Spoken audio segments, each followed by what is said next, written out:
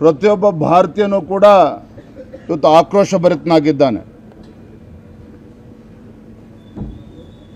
ಅಲ್ಲಿ ನಡೆದಂಥ ಒಂದು ಟೆರರಿಸ್ಟ್ ಅಟ್ಯಾಕ್ ಏನಿದೆ, ಕೇವಲ ಹಿಂದೂಗಳನ್ನು ಟಾರ್ಗೆಟ್ ಮಾಡಿರ್ತಕ್ಕಂಥದ್ದಲ್ಲ, ಭಾರತದ ಐಕ್ಯತೆ ಮತ್ತು ಅಖಂಡತೆಗೆ ಒಂದು ಧಕ್ಕೆ ತರ್ತಕ್ಕಂಥ ಕೆಲಸವನ್ನು ಅಲ್ಲಿಯ ಉಗ್ರಗಾಮಿ ಸಂಘಟನೆಗಳು ಮಾಡಿದ್ದಾರೆ.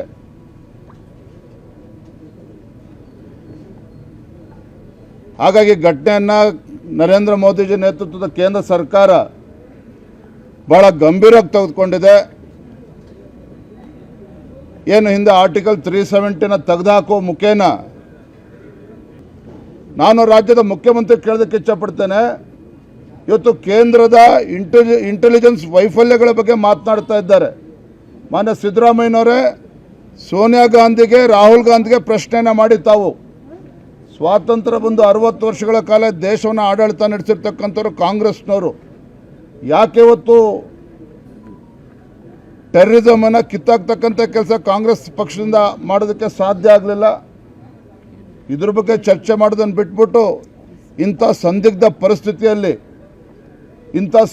ಪರಿಸ್ಥಿತಿಯಲ್ಲಿ ಪ್ರತಿಯೊಬ್ಬ ಭಾರತೀಯರು ಕೂಡ ಇವತ್ತು ಒಟ್ಟಾಗಿ ಒಂದಾಗಿ ನಿಲ್ಲಬೇಕಾಗಿದೆ. ಇಡೀ ಜಗತ್ತಿಗೊಂದು ಸ್ಪಷ್ಟ ಸಂದೇಶವನ್ನು ನಾವು ನೀಡಬೇಕಾಗಿದೆ. ಇವತ್ತು ಟೆರರಿಸಮ್ ಅಂತಕ್ಕಂಥದ್ದು ಕೇವಲ ಭಾರತಕ್ಕೆ ಸೀಮಿತ ಆಗಿಲ್ಲ, ಇದು ಜಾಗತಿಕ ಸಮಸ್ಯೆ ಇದು.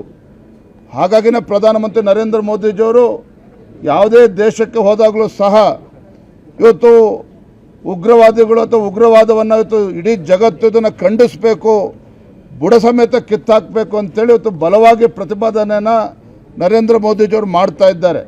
ಹಾಗಾಗಿ ನಾನಿವತ್ತು ಸಿದ್ದರಾಮಯ್ಯನವರು ಇರ್ಬೋದು, ಮಲ್ಲಿಕಾರ್ಜುನ್ ಖರ್ಗೆ ಇರ್ಬೋದು, ಪ್ರಿಯಾಂಕಾ ಖರ್ಗೆ ಇರ್ಬೋದು, ನೀವು ಮಲ್ಲಿಕಾರ್ಜುನ್ ಖರ್ಗೆ ಅವರ ಟ್ವೀಟನ್ನು ನೋಡಿ, ಅವರ ಟ್ವೀಟನ್ನು ನೋಡಿದಾಗ ನಿಮಗೆ ಅರ್ಥ ಆಗ್ತದೆ.